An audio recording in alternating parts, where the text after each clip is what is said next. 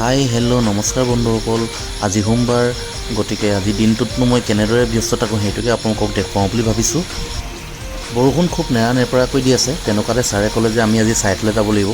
গতিকে মই গাড়ীখন ষ্টাৰ্ট কৰি ল'লোঁ। গাড়ীখন ষ্টাৰ্ট কৰি আমি ছাইটলৈ বুলি ওলালোঁ।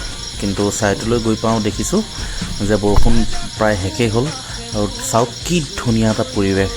দূৰৈত সেই অৰুণাচলৰ পাহাৰটো আছে ডাৱৰৰ মাজে মাজে, আৰু আমি এয়া ছাইট চাবলৈ আহিছোঁ।